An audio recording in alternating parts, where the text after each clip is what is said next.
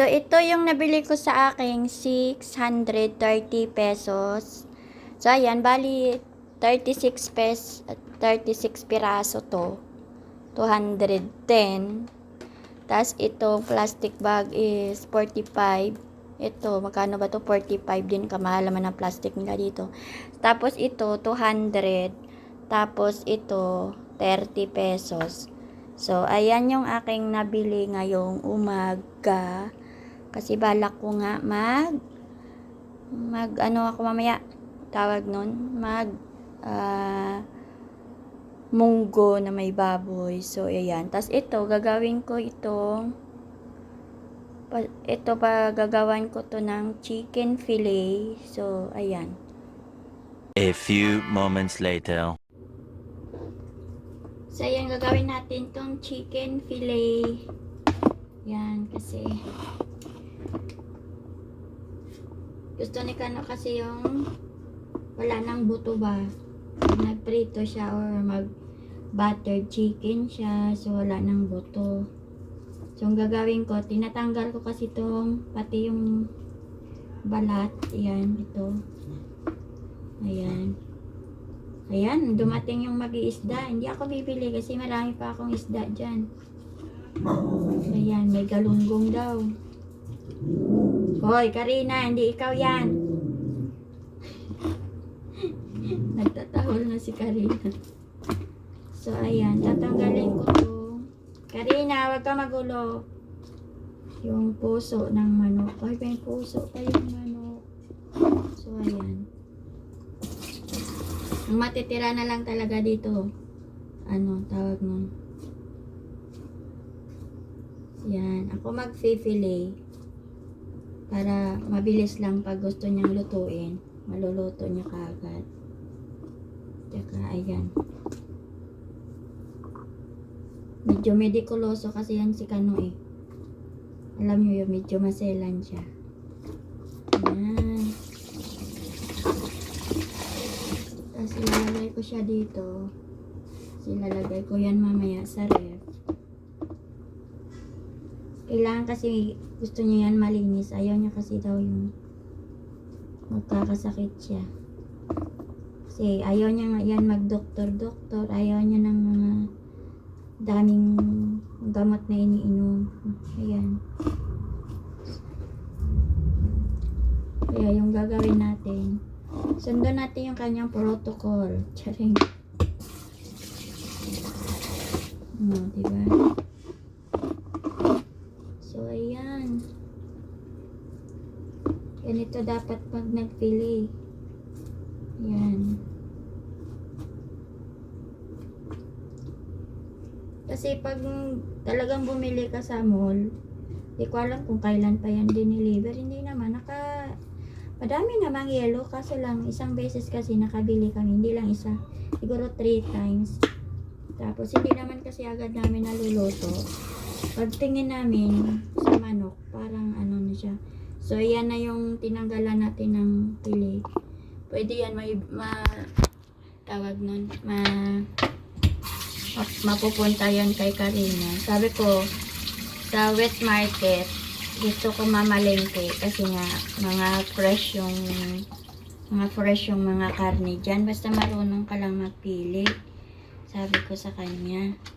Sa supermarket, kailan pa kasi yan dineliver, tapos syempre inaano lang nila ng ice, hindi naman lahat, kaso 3 times na kasi kaming nakabili, kaya masyado na maputla ba, wala naman lang ka glamour yung karne. Tapos ayun, kaso lang yung iba pag nandoon na nabibili agad, pwede ka na bumili doon, pero lutuin mo kaagad. Kasi pag hindi mo siya naluto, pustahan tayo.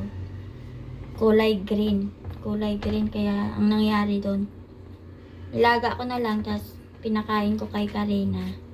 Kasi sabi ko baka mamaya magkaroon pa tayo ng food poisoning. Kaya sabi ko sa kanya, pag bibili ka, matik, pagdating lutuin mo kaagad. Kasi matagal na yan dyan naka-frozen sa kanila. Kailan pa siguro yan dineliver.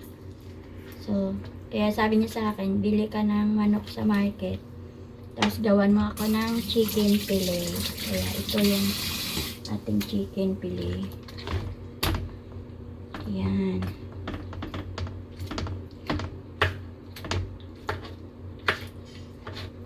Diba? Pwede kasi itong ano lang, lalagyan lang to ng ayan yung mga natira. Lalagyan lang to ng breading or breadcrumb. Ayan. Pwede na ding lagyan niya lang ng kikoman. Tapos, lagyan niya sibuyas, kamatis, bawang. Yun, luto na. Sa kanya na yun. Yung mga ganito kasi ayaw ni Kano ng yung mga balat ayaw niya yan. Kailangan pure meat lang daw. So, ito yung pure meat natin na gagawin. Chicken fillet niya yan. So, madami na rin to. Tatlong breast. Tatlong breast to eh. 200 pesos. So, parang 70 or 69 pesos lang pumapatak. Diba? Tapos, fresh pa.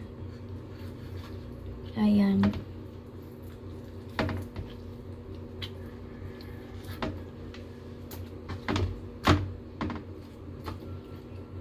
Tapos nito, saka pa ako magkakape. Anong petsa na? Puro alas 8 na siguro ng umaga.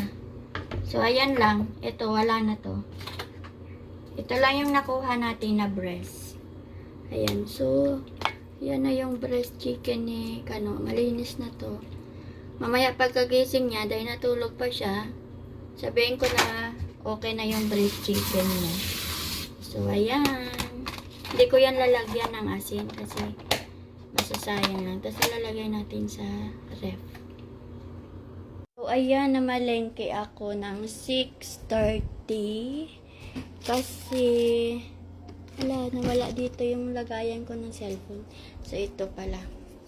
Kasi nga, ang aming itlog is taran! 3 peraso na lang yung itlog namin. Kaya yun. Maga ako malis, tapos namalengke ako. And then, nagdala ako ng 1,000 pesos. So, ayan.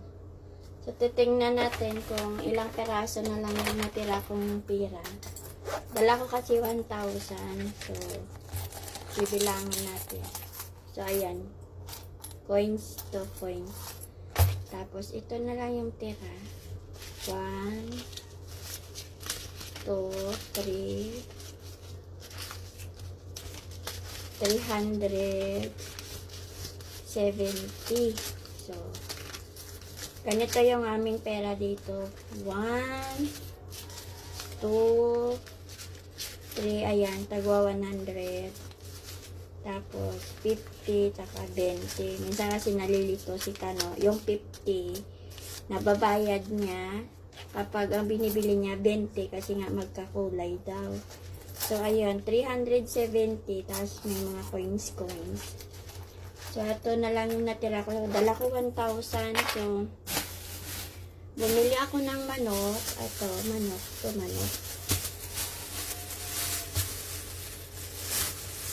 Manok to, 3 piraso lang to. Teka lang, bubuksan natin. 3 piraso kasi gagawin ko siyang chicken fillet. Ayan. 3 breast pala to. Tsaka bagong katay. Buo yun eh. Tapos nagkakatay pa yung nagtitinda. So, 2. Tsaka 3. Ayan. Ayan yung manok. So, 200 tong 3 breast. Tapos, bumili ako ng, bala ko kasi magmunggo. Kasi matagal na akong hindi nakamunggo. Bumili ako ng ito. Isa. 10 pesos yung isang balot nito. Ay, isang tali. Tapos, ito. Yung ampalaya. Yan, 10 din yan. Ay, patay na ulit. Tapos, ito yung alugbati. Yan. So, 10 piso din to. So, bali 30 pesos tong dahon-dahon. And then, eto, bumili ako ng 36 piraso na itlog. Size large. Ayan siya. Kasi nga, tatlo na lang yung itlog namin natira. Maglalaga si Kano ng itlog pag nagsasalad siya. So, ito. 255. Tapos, may binili akong trash bag. Ito, kano to? 45 ba to? Tapos, ito din, size large. Large, 45. Ang mahal. Ayan, so, kaso lang, kailangan ko ng black bag ngayon dahil, tawag nito, dahil madami akong basura dyan na nakakalat. So, ang gagawin kong fili itong manok, tapos itong itlog, ilalagay ko dun sa lagayan. Siguro ito muna yung isang anuhin ko. Pero bago ko to ilagay sa lagayan, lilinisin ko kasi ayaw ni Kano yung may mga tai-tai ba, yung may mga iti-iti. So, kailangan lilinisin ko pa to bago ko ilagay sa ref. So, ang ginagawa ko, pinupunasan ko yan. Kasi di ba may mga tai, ayaw niya yan. Tsaka, ayun, may napanood ako na video dito ng isang Pinay din. Pero nakapag-asawa siya ng ibang lahi din. So, minsan daw niyaya niya daw yung mga ibang lahi, sabi ng Pinay na kumain. So, hindi sila tumatanggap ng pagkain lalo na kapag yung homemade. Pero kung kunwari yung pinibigay mo daw mga biskwit, tapos kunwari yung mga juice drink, pero nakasealed ba yun, sila pa magbubukas, yun tinatanggap daw nila yun. Pero kunwari luto na or ready to eat na, di daw talaga yun sila nagtatanggap. Sabi ko ay siguro conscious lang sila kasi di ba hindi nila nakikita yung paggawa. So ayun, may kanya-kanya kasi tayong mga culture, kaya hindi naman yun sa mga maarte, pero syempre kahit ako siguro kung napunta ako sa ibang lugar, hindi ako basta-basta magtatanggap ng pagkain kasi nga syempre, di ba kapag hindi sana yung tiyan mo doon, pwede ka kasing mag-diarrhea, tapos kapag hindi nasanayan na sikmura mo, minsan nagtatai ka or ano. So ayun, sabi ko nga sa kanya na, oo, ganyan din naman minsan yung mister ko, sabi ko minsan hindi din siya tumatanggap, lalo na kapag hindi niya kilala yung pagkain kasi iba yung panunaw nila. Sabi ko sa kanya, sabi niya nakakaano lang kasi baka daw ma-offend yung mga friend niya. Sabi ko hindi naman yan ma-offend, basta sabihin mo lang, sabi ko sa kanya. Kasi siyempre hindi mo naman pwedeng pilitin kapag kasi sabi ko baka mamaya magtai yung asawa mo, diba? Sabi ko sa kanya. So yan, nilalagay na natin. Tingnan nyo yung aking itlogan. Wala nang laman. Tapos ito, yan, nabasag to, hindi pa naluluto. Lulutuin ko to sa baka mamaya kasi sayang. Nilagay ko lang yan sa ref.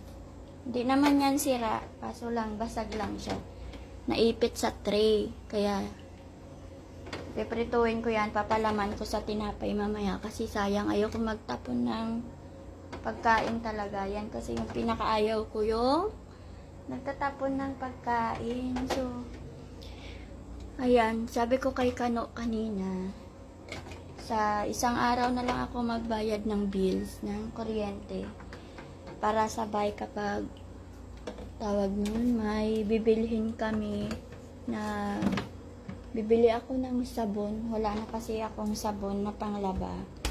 So sabi ko, isasabay ko na lang doon para isang pamasahe na lang ba. Kasi sayang yung pamasahe. So sabi ko pag bumili tayo ng mga sabon or mag-grocery tayo ulit, saka na lang tayo magbayad ng Meralco. Hindi pa naman due date. Laki-laki ng bill namin. Kaso lang, kapag hindi ka naman ngayon mag-aircon, lalo na yung asawa ko medyo may edad na kasi yan. di siya makakatulog. So, nadala naman ako, baka mamaya magkasakit siya uli, katulad nung dati. Kaya, sabi ko kahit okay lang yan, kahit medyo malaki yung kuryente namin. Basta makatulog lang siya ng maayos. Kasi pag hindi siya nakakatulog ng maayos, nagkakasakit siya. So, ayan. Mamaya hihimayin ko tong aking gulay. Mangunguha na lang ako dito ng... Ay, may plato pa pala dito yung kapitbahay ko. Nilagyan ng ano, ng pansit kagabi. So, ito ilagay ko muna to dito kasi mamaya ka na. Mamaya na natin ikaw hihimayin. Tapos itong manok. Ito lang muna yung higasan natin. Tapos yung buto, ano kay Karina sa aso namin yan yung ulam na yung buto ng manok. Ayusin ko muna tong aking manok. Hugasan muna natin kasi bago natin siya i-chicken fillet. Yan. Maganda kasi pag, alam niyo pag nasa market kayo bumili, ano siya, fresh pa siya. Kaya nga, minsan pag sa mall kasi parang masyado na yun frozen. Kaya sabi ko kay Kano, bibili ako ng manok, ako na lang mag-chicken fillet. Kasi nakaraan nakabili kami nun eh. Mga 2 days pa lang, parang nagkulay green na yung manok. Sabi ko hindi yan bagong katay kasi pag dito, bagong katay, makita mo yung may ano pa siya, mga blood pa siya dito. Oh. Yan. So, ako na lang ang magagawa ng chicken.